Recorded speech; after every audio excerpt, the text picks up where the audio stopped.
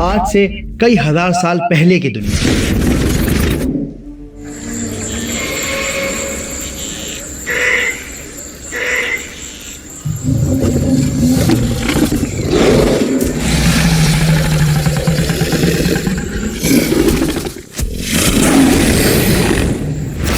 نہیں یہ ڈائناسور والی نہیں، بلکہ حضرت آدم علیہ السلام والی دنیا۔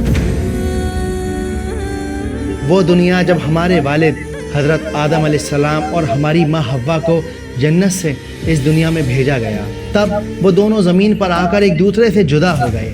آدم علیہ السلام چلتے رہے، ڈھونڈتے رہے ماں حوا کا چہرہ۔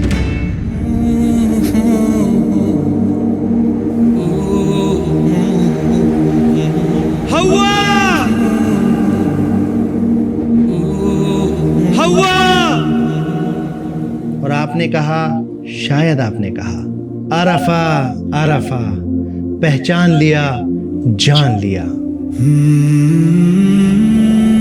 عرفہ پہچان لیا، جان لیا۔ عربی زبان میں عرفہ کا مطلب ہوتا ہے پہچان لینا یا جان لینا۔ جہاں اماں حوا اور حضرت آدم علیہ السلام کی ملاقات ہوئی، آج دنیا اس جگہ کو جبل رحمت کے نام سے جانتی ہے۔ الگ الگ اسلامک اسکالرز کی الگ الگ اوپینینز ہیں، کوئی اس بات کو مانتا ہے اور کوئی اس بات کو نکارتا ہے، لیکن سارے علماء اس بات کو ضرور مانتے ہیں کہ عرفہ کے میدان میں کوئی خاص بات ہے، ایک ایسی خاص بات جو اس عرفات کے میدان کو بہت زیادہ امپورٹنٹ بناتی ہے۔ لبیک اللہم لبیک۔ اتنا زیادہ امپورٹنٹ، اتنا زیادہ خاص کہ وہ حضرت آدم علیہ السلام کی کہانی سے بھی زیادہ خاص اور اہم ہے۔ عرفہ کا میدان بے انتہا گرمی، چلچلاتی دھوپ، کوئی محل نہیں، کوئی چھاؤں نہیں، لیکن اسلام کے سب سے امپورٹنٹ فرض کو پورا کرنے کے لیے عرفات کے میدان تک پہنچنا ایک شرط ہے، ایک ایسی شرط کہ اگر آپ عرفات کے میدان میں نہیں پہنچے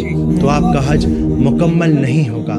اور آج سے 1400 سال پہلے اس میدان میں ایک ایسا خطبہ دیا گیا جسے اللہ کے نبی صلی اللہ علیہ وآلہ وسلم نے اپنی پوری زندگی کا سب سے زیادہ اہم پیغام، سب سے زیادہ اہم خطبہ قرار دیا۔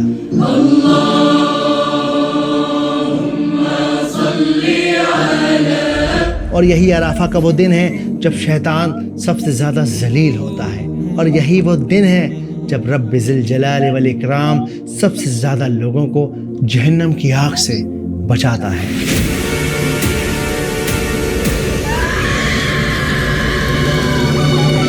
تو آئیے سمجھتے ہیں کہ کیا ہے عرفہ۔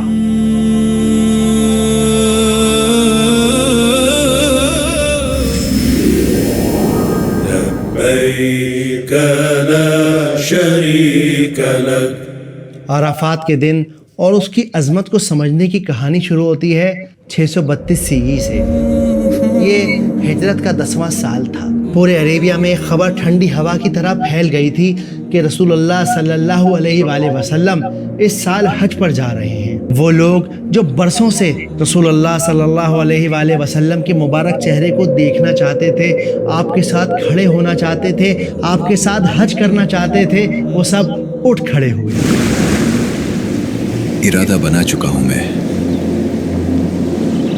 رسول اللہ صلی اللہ علیہ وسلم کے ساتھ حج کرنے کا، پر مکہ یہاں سے کافی دور ہے۔ مجھے فرق نہیں پڑتا کہ یہاں سے مکہ کتنا ہی دور کیوں نہ ہو، میں چاہوں گا تم بھی میرے ساتھ چلو۔ صحیح کہتے ہو، یہ موقع بار بار نہیں ملتے۔ کاروبار اور تجارت تو چلتی رہے گی، لیکن اپنے نبی صلی اللہ علیہ وسلم کے ساتھ حج کرنے کے موقع بار بار نہیں ملا کرتے۔ سیریا سے، یمن سے، مدینہ سے، دور دور کے علاقوں سے حج پر جانے کی تیاریاں شروع ہو گئیں۔ باپ، بھائی، بیٹے، دوست، پڑوسی سب چل پڑے اپنی نبی کی شان، اپنے نبی کے مبارک چہرے کو دیکھنے کے لیے، آپ کے ساتھ حج کرنے کے لیے وہ سب چل پڑے۔ جو جس طرح پہنچ سکتا تھا وہ اس طرح پوری رفتار سے اپنے سفر پر نکل پڑا، اور دیکھتے ہی دیکھتے کچھ ہی دنوں میں سب لوگ مکہ میں جا کر جمع ہو گئے۔ ان سب نے اللہ کے نبی کے ساتھ خانہ کعبہ کا طواف کیا، صفا اور مروہ کے چکر لگائے، مینا پر شیطان کو کنکریاں ماری، لبیک ان الحمد لک۔ اور پھر یہ سب عرفات کے میدان میں جمع ہو گئے۔ کتابوں میں یہ بات مینشن ہے کہ اس روز 1,00,000 سے زیادہ مسلمان اس عرفات کے میدان میں موجود تھے، اور انہی لوگوں کے سمندر کے بیچ ایک چھوٹا بچہ نبیت ابن شریط رضی اللہ عنہ پہلی بار اپنے والد اور چچا کے ساتھ حج پر آئے تھے۔ نبیت کے والد نے دور سے اشارہ کر کے بتایا، نبیت، کیا تم وہاں اس شخص کو دیکھ رہے ہو؟ کون شخص بابا؟ وہ جو وہاں سب سے زیادہ خوبصورت لگ رہے ہیں۔ جی مجھے نظر آ گئے، وہی نا جو اونٹنی پر سوار ہے؟ ہاں وہی۔ والد نے ایک فخریہ انداز میں کہا، بیٹا وہ اللہ کے رسول محمد صلی اللہ علیہ وآلہ وسلم ہے۔ کچھ لمحے، کچھ باتیں، کچھ یادیں آپ کے اور ہمارے ذہن میں ہمیشہ کے لیے نقش ہو جاتی ہیں۔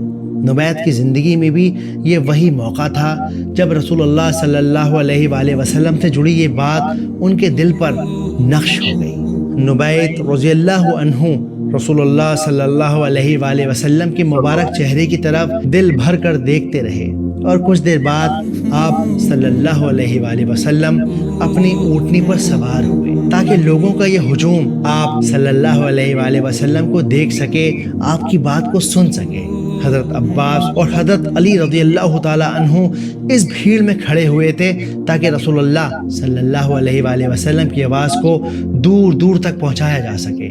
اور پھر آپ نے لوگوں کی طرف دیکھا اور کہا کہ اے لوگوں، میری بات دھیان سے سنو، شاید یہ ممکن ہے کہ اگلے سال تم سے ملاقات نہ ہو سکے۔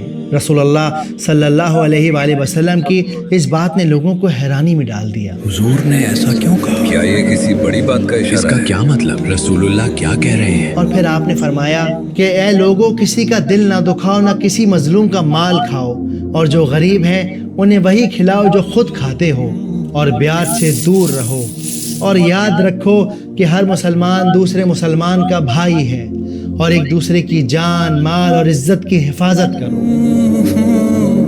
اور پھر اچانک آپ کی آواز میں ایک درد امڑ پڑا، اور آپ نے کہا کہ عورتوں کے معاملے میں نرم رہو اور اللہ سے ڈرو، کیونکہ تم نے اللہ کا نام لے کر انہیں اپنے لیے حلال کیا ہے، تو ان کا حق نہ کھاؤ، ان پر ظلم نہ ڈھاؤ، اور عورتوں پر یہ فرض ہے کہ وہ اپنے شوہر کے ساتھ وفا کریں، اور دیکھو بھٹک نہ جانا، میں تمہارے لیے اللہ کی رسی کو چھوڑے چلے جا رہا ہوں، اگر تم نے اس رسی کو مضبوطی سے پکڑے رکھا تو دیکھنا کبھی ٹھوکر نہ کھاؤ گے۔ اور پھر اللہ کے نبی نے کہا کہ اے لوگوں، یاد رکھو میرے بعد کوئی نبی نہیں اور تمہارے بعد کوئی امت نہیں، لہٰذا اپنے رب کی عبادت کرنا، 5 وقت کی نماز پڑھنا، رمضان کے روزے رکھنا، خوشی خوشی اپنے مال کی زکوٰۃ دینا، اپنے پروردگار کے گھر کا حج کرنا، اور اپنے حکمرانوں کی اطاعت کرنا۔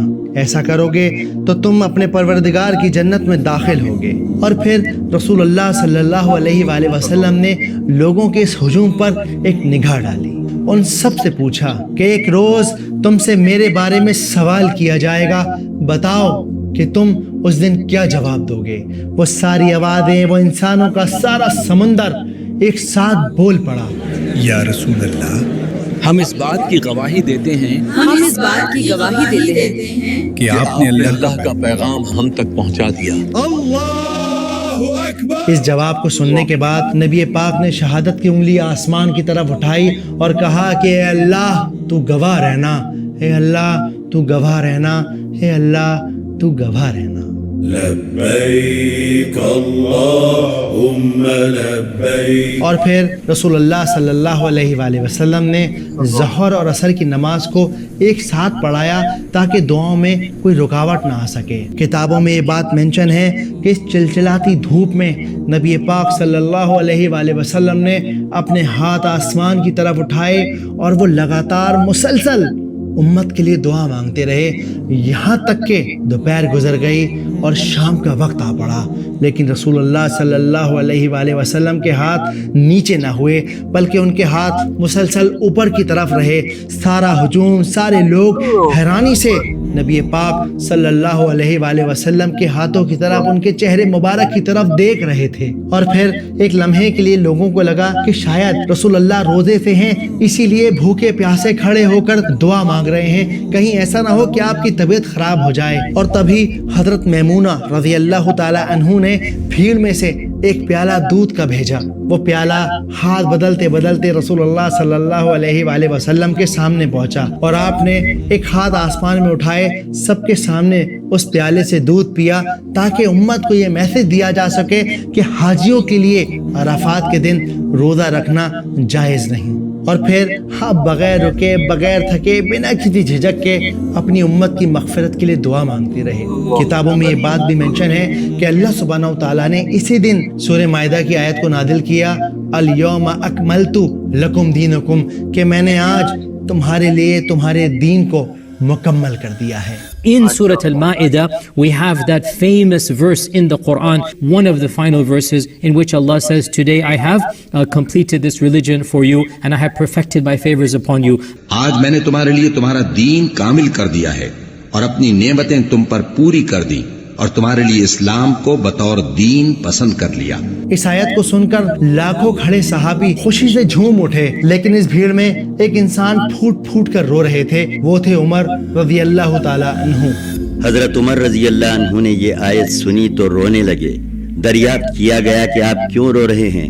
فرمایا, اس لیے کہ کمال کے بعد نقص ہی تو ہے. لا الہ الا انت. یہ صحابی سمجھ گئے تھے کہ اب رسول اللہ صلی اللہ علیہ وآلہ وسلم کا اس دنیا سے پردہ کرنے کا وقت قریب ہے. اور پھر ہوا بھی وہی کہ اس خطبے کے تقریباً 80 یا 82 دن کے بعد آپ صلی اللہ علیہ وآلہ وسلم اس دنیا سے پردہ فرما گئے. اے لوگوں سنو, رسول اللہ اب نہیں رہے, اور جس نے محمد صلی اللہ علیہ وسلم کی عبادت کی وہ یہ سمجھ لے کہ آپ وفات پا چکے ہیں, لیکن جس نے اللہ کی عبادت کی وہ کان کھول کر سن لے کہ اللہ زندہ ہے اور اللہ ہمیشہ زندہ رہے گا. تو بس عبادت کرو اس ایک اللہ کی. یہ سب سن کر دیکھ کر ایسا لگتا ہے نا کہ کاش ہم بھی وہاں موجود ہوتے, ہم بھی رسول اللہ صلی اللہ علیہ وآلہ وسلم کے مبارک چہرے کا نور دیکھتے, ان کے ساتھ حج کرتے, طواف کرتے, آپ کے ساتھ کھڑے ہو کر دعا مانگا کرتے, یا کم سے کم آج ہم عرفات کے میدان میں موجود ہوتے, حاجیوں کے ساتھ عرفات کے میدان کی طرف جاتے, وہاں کھڑے ہو کر دعا کرتے. لیکن پتہ ہے کیا ہے, اللہ سبحانہ و تعالیٰ نا بڑا رحیم ہے. اس نے کہا کہ جو لوگ آج حج کے میدان میں موجود نہیں ہیں, اپنے گھروں میں بیٹھے ہوئے ہیں, وہ عرفات کے دن کا روزہ رکھیں. اور وہ رب ذی الجلال والاکرام اتنا رحمان ہے, اتنا رحمان ہے کہ وہ آگے آنے والے 1 سال کے گناہوں کو اور پچھلے گزرے ہوئے 1 سال کے گناہوں کو معاف کر دے گا. بس شرط یہ ہے کہ آپ کے روزے میں جان ہونی چاہیے, آپ کی نیت ثابت ہونی چاہیے. حسن البصری منشن کرتے ہیں کہ بصرہ میں جب ابن عباس رضی اللہ تعالیٰ عنہ کو جب گورنر بنایا گیا, تب آپ وہاں پہلے انسان تھے جنہوں نے اپنی لوکل مسجدوں میں عصر کے بعد لوگوں کو جمع ہونے کا اور حاجیوں کی طرح دعا کرنے کی شروعات کی. اسے عربی میں تعریف کہا جاتا ہے. اور آج ہم لوگ بھی اس بات کو دوبارہ سے ری انیکٹ کر سکتے ہیں. عصر اور مغرب کے درمیان مسجد میں رک کر اپنے ماں باپ کی, اپنے بچوں کی, آنے والی نسلوں کی, گزری ہوئی نسلوں کی سب کی مغفرت کو مانگ سکتے ہیں. یاد رکھیے کہ عرفات کا میدان کوئی سعودی عربیہ کی صرف ایک جگہ نہیں ہے, بلکہ یہ ایک احساس ہے, یہ ایک کیفیت ہے, یہ وہ لمحہ ہے جب آدم علیہ السلام نے اپنی توبہ کی قبولیت کو پہچانا, جب ابو بکر اور عمر رضی اللہ تعالیٰ عنہ نے رسول اللہ صلی اللہ علیہ وآلہ وسلم کی جدائی کے غم کو محسوس کیا. یہ وہ لمحہ ہے جب نبی پاک صلی اللہ علیہ وآلہ وسلم نے 1 لاکھ سے زیادہ صحاباؤں سے پوچھا کہ جب قیامت کے روز تم سے پوچھا جائے گا تو بتاؤ کہ تم کیا جواب دو گے. اور آج وہ وقت, وہ لمحہ پھر سے موجود ہے. وہ سارے لوگ دوبارہ سے عرفہ کے میدان میں موجود ہیں. وہی کیفیت, وہی چلچلاتی دھوپ, وہی احساس, وہی تکلیف, اور صرف اس بات کی امید کہ وہ رب ذی الجلال والاکرام, وہ اللہ سبحانہ و تعالیٰ ان سب کی مغفرت کرے گا. حسبنا اللہ. ایک عرفہ وہ ہے اور ایک عرفہ یہ ہے جو میرے اور آپ کے سینے میں چل رہا ہے, جو میرے اور آپ کے اندر سوال کر رہا ہے کہ جب نبی پاک کا پیغام تمہیں بھی مل چکا ہے اور جب وہ رب ذو الجلال والاکرام آسمان دنیا پر آ کر مغفرت بانٹ رہا ہے, تب تم نے ہاتھ اپنے کیوں نہیں اٹھائے, تب تم کیوں نہیں گر گڑائے, تب تم سجدے میں کیوں نہیں گرے؟ کیا تم یہ سمجھتے ہو کہ تمہاری مغفرت ہو گئی ہے؟ وَهَبْ لَنَا مِن لَّدُنكَ رَحْمَةً إِنَّكَ أَنتَ الْوَهَّابُ۔ اے اللہ جب ہدایت تو نے بخشی ہے تو اس پر استقامت عطا فرما۔ ربنا تقبل منا انك انت السميع العليم وتب علينا انك انت التواب الرحيم۔ ہماری خطاؤں سے درگزر فرما، ہماری غلطیوں کو معاف فرما، ہمارے گناہوں کو بخش دے، اللہ کوتاہیوں سے صرف نظر فرما، اے اللہ ہماری تقصیرات کو معاف فرما، اے اللہ اپنی جناب میں اس طرح کر کہ تو ہم سے راضی ہو۔ امید کرتا ہوں کہ اس ویڈیو کو دیکھ کر آپ لوگوں کا دل تھوڑا سا نرم ہوا ہوگا، اللہ سبحانہ و تعالیٰ کے قریب گیا ہوگا۔ اگر ہو سکے تو مجھے اور میری فیملی کو، میری ٹیم کو اپنی دعا میں یاد رکھیے۔ میں نے آپ لوگوں کے لیے ایک چھوٹی سی PDF فائل بنائی ہے جسے آپ اپنے موبائل میں ڈاؤن لوڈ کر سکتے ہیں۔ اگر آپ کو آج کی ویڈیو اچھی لگی ہے تو like, share and subscribe and press the bell icon تاکہ ہر نئی آنے ویڈیو آپ تک پہنچ سکے۔ ملتے ہیں ایک نئی ویڈیو میں، تب تک